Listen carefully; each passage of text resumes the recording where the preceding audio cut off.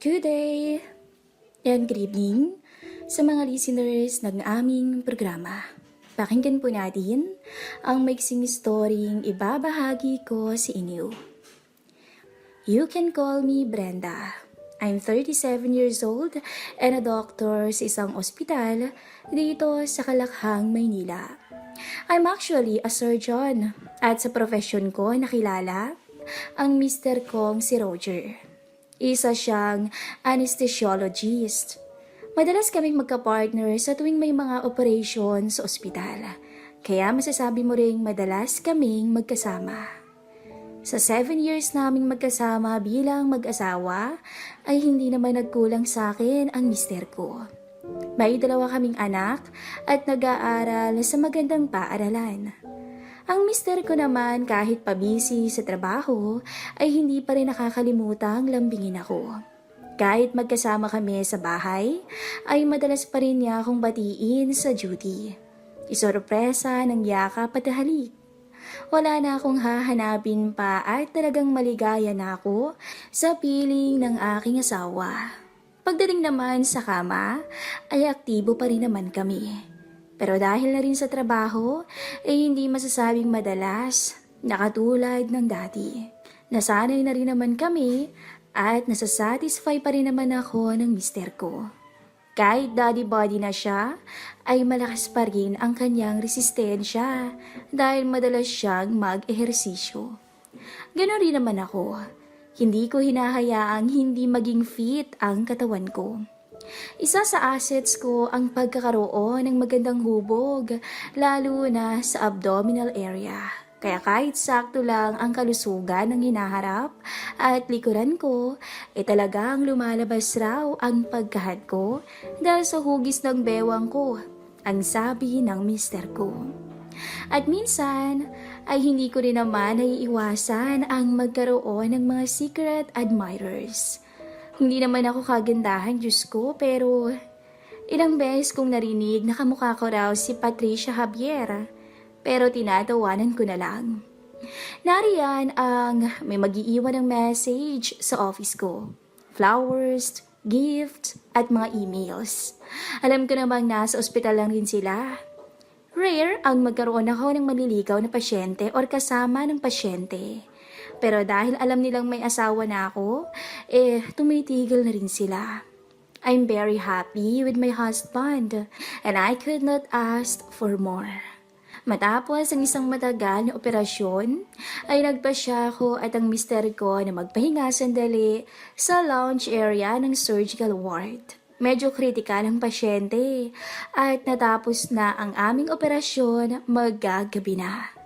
Sa pagod ay hindi ko na natanggal ang hairnet ko at nakaupo na lang ako sa brown na sofa at nakatitig sa TV pero hindi ko maintindihan ang palabas. Mukhang pagod na pagod ka, Han. Lumapit sa akin si Roger at may dalang bote ng iced tea. Umupo siya sa tabi ko at hinalikan pa ang noo kong pawisan. Umiti lang ako. Hindi ako gaanong makasagot. Ang sarap ipikit ng mga mata ko.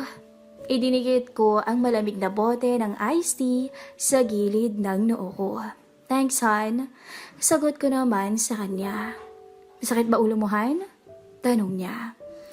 Ay, hindi naman pero stress lang ako sa OJT kanina. Ang tagal i-close ng ugat. Naku, hindi ko alam kung saan ba nag-aral ang batang yun. Ay, nagsimula na naman ang bibig ko. Pero wala Stress talaga ako. Pagpasensyahan mo na, Han. She's young at kakaunti pa lang ang experience niya. Lahat naman tayo dumadaan sa ganyan, di ba?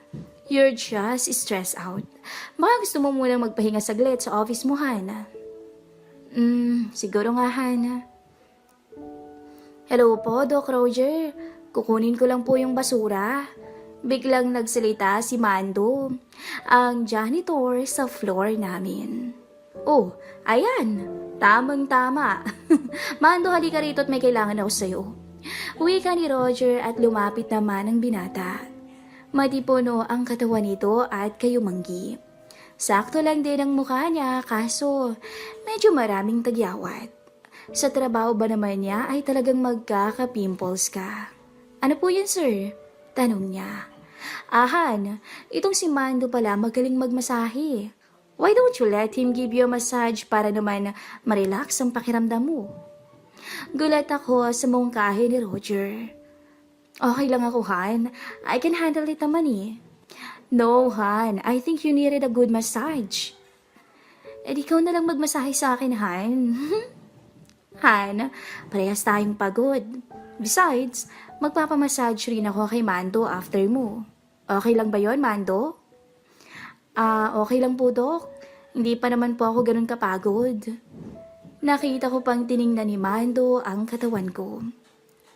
Okay, fine, pero Mando, mag-shower ka muna please. Medyo maasim na yung amoy mo eh. Hintayin kita dito, okay? Wika ako kay Mando. Tumingin lang siya sa akin at nakangiti si Roger.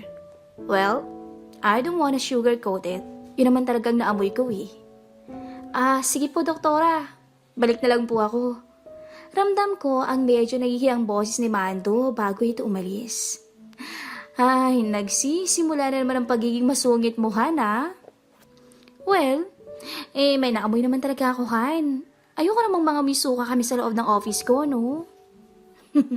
Okay. After 20 minutes, ay bumalik na si Mando. Naamoy ko pa ang cheap cologne nito. Hinayaan ko na lang at least mukhang mabango naman siya. Sinamahan ako ni Roger sa office ko at kasunod si Mando. 8 p.m. na pala at kailangan na rin naming mag-dinner.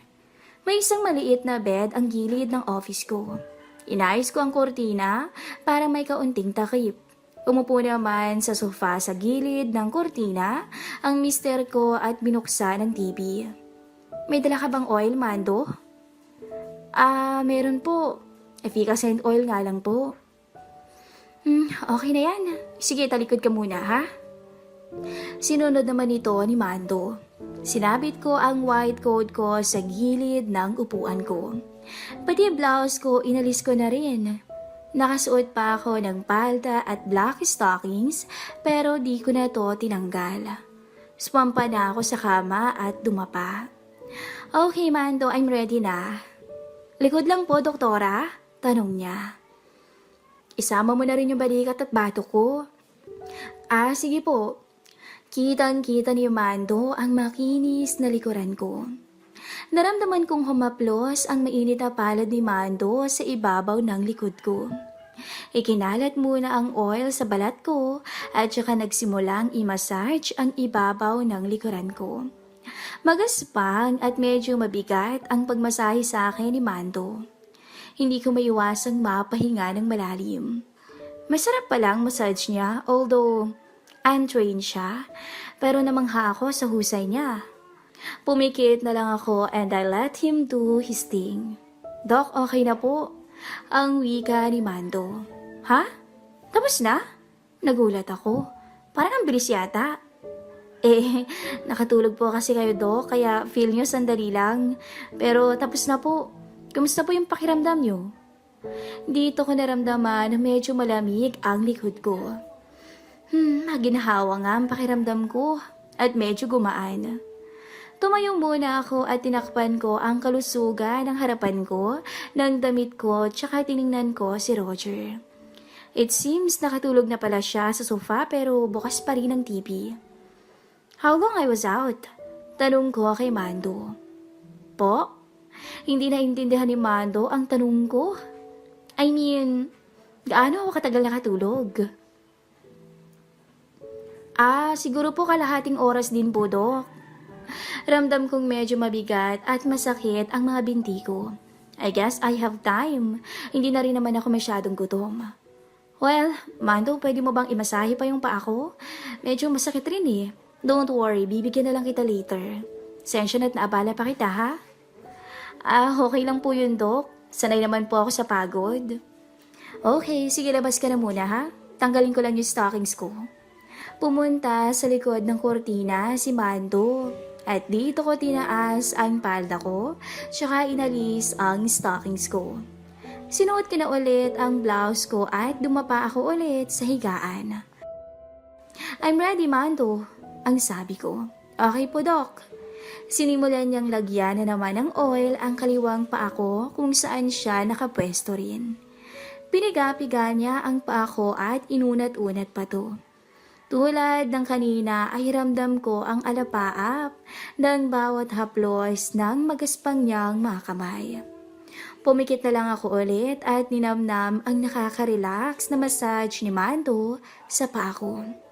Hanggang sa hindi ko na lang namalayang umakyat na pala ang mga kamay niya sa bandang tuhod ko.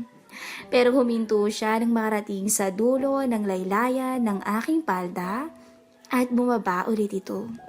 Sumendo na naman ang kanyang trabaho sa paa ko. Narelax na naman ako sa pangyayari. Subalit medyo nagising ako nang unti-unting narating niya ang ilalim ng palda ko. Napabitiw ako ng maikling pigil na boses. Mundi ko nang sabihan huminto siya dahil medyo may pagkapangahas na ang kanyang ginagawa. Pero hinayaan ko naman din kasi hindi ko naman maitatangging nakakabuhay ng diwa ang dulot nito sa akin. Muli ay umakyat palalo ang paghaplos ni Mando. Dito na ako kinabahan. Ano ba to? Nasa bandang gitna ng hita ko ang naaabot niya. Mando, masyadong mataas na yata ang kamay mo. Ang wika ko. Sensya na po, Dok. At bigla siyang huminto at nagtagal siguro ng ilang minuto sa binti ko. Naramdaman ko siyang kumilos at lumapit banda sa bewang ko.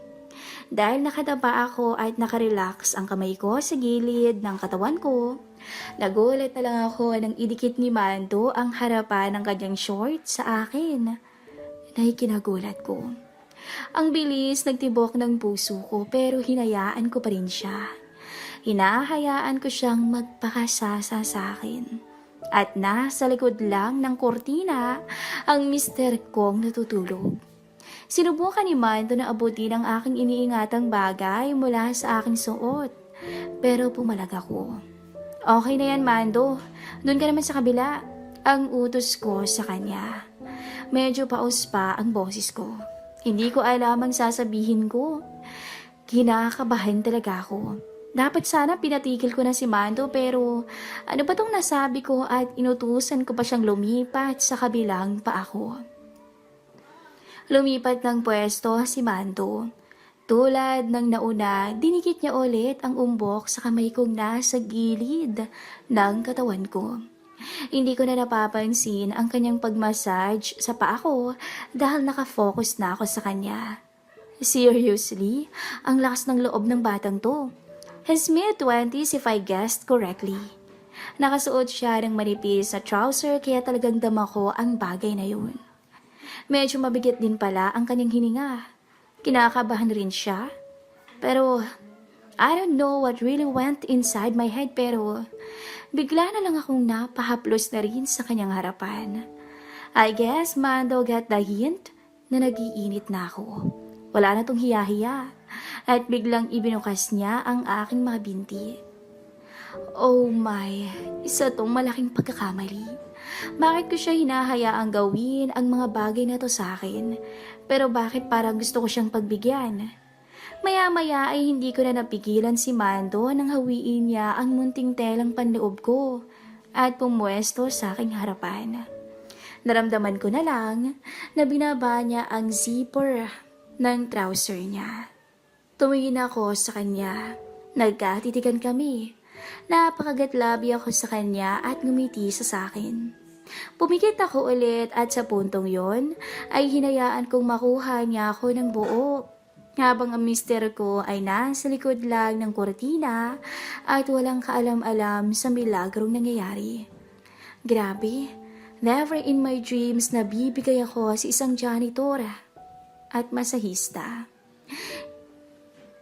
Iniyakap ko ang mga binti ko sa likod ng bewang ni Mando. At sa puntong yun ay natamasa ko ang pag-iisa naming dalawa at halos mapasigaw ako sa sobrang alapaap na natamasa. Hinayaan ko siyang angkinin ako ng walang humpay at marahas. Napapaatras at abanti ako sa pwesto ko. Ikaw alam mong nasa likod lang ng kortina ang mister ko. Pabulong kong sabi sa kanya, pero di niya ako sinagot. Pinakita niya lang sa akin na lalo siyang nanggigil. First time kong magtaksil sa aking mistera at ayaw ko mang aminin ay mas nakalalamang talaga si Mando sa aking asawa. Bumaba ako ng higaan at sumulyap kay Roger.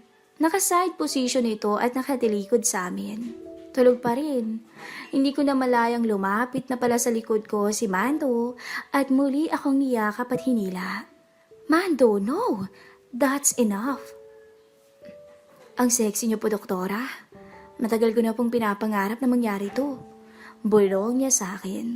No, we can't, Mando. You know I'm married. Subalit inangat niya pa rin ang suot ko para muli akong angkinin. Gusto kong pakawala ng aking boses na tila lulong na sa rurok pero hindi pwede. Magigising ang husband ko. Malalaman niyang pumatol ako sa janitor ng ospital.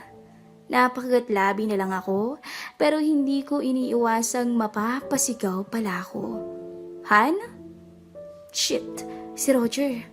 Mabilis akong nag-ayos. Tumayo si Roger at tiningnan ako sa kortina. Pinagpawisan ako ng todo. Nginitian niya ako. Oh, tapos na pala kayo? My turn? Han, pwede mo ba akong ikuha muna ng bottle of water, please? Ito lang ang nasabi ko sa kanya. Blanco ang isipan ko. Okay, lumabas si Roger ng opisina ko. Nasa ground floor pa ng ospital ang food court. Hindi ko naisip pero napalabas ko ang mister ko. Iniiwan akong kasama si Manto. Tumingin ako sa kanya at hinila niya ako palapit sa kanya. At sa muling pagkakataon ay muli kaming tumugon sa isa't isa. Inihiga ko na ang ulo ko sa kama at talagang hinayaan ko siyang angkinin ako ng buo. For just one night, I let him do everything. Sinubukan niyang humalik sa akin pagkatapos pero pinigilan ko siya. My lips are for my husband, Mando. I think nakuha mo ng gusto mo. Hinayaan kitang makuha ko ngayong gabi, but this will be the last. Now, linisin mo na yung kalat natin, okay? Okay po, Doc. Inabutan kami ni Roger na nagmamap na si Mando sa floor. Nilinis ang bakas ng aming kasalanan. Ako naman ay nakaupo lang sa sofa at nanunood ng TV. Nakangiti si Roger nang ibigay sa akin ng tubig. Kumusta ang massage, Han? Sabay halik niya sa noo ko. It was good. Sumulya pa ako kay Mando. Nakatalikod lang ito sa akin. Amando, maybe next time na ako magpamasahe ha? Ito pa daw, sensya na sa abala. Binigyan ng pera ni Roger si Mando. Naku sir, wag na po. Okay lang po. Tanggapin mo na Mando, you did good. Sabi ko naman sa kanya at dito na niya tinanggap ang pera. So, Han, shall we? Aya sa akin ni Roger para mag-dinner. Ngumiti ako at hinalikan ko siya sa labi. Hindi ko in-expect na magpapadala ako sa aking kahinaan. Pinagsisisihan ko ba to? I don't know. Nag-enjoy ako. Dapat ko bang ipagtapat sa husband ko ang nangyari? Siyempre hindi. But will it happen again? Hindi ko masasabi. I don't know what will happen next. But what I am sure of, I'm different now than I was before. Isang kakaibang uhaw ang nabuhay ngayon sa aking pagkatao. Hanggang dito na lang po ang ating story.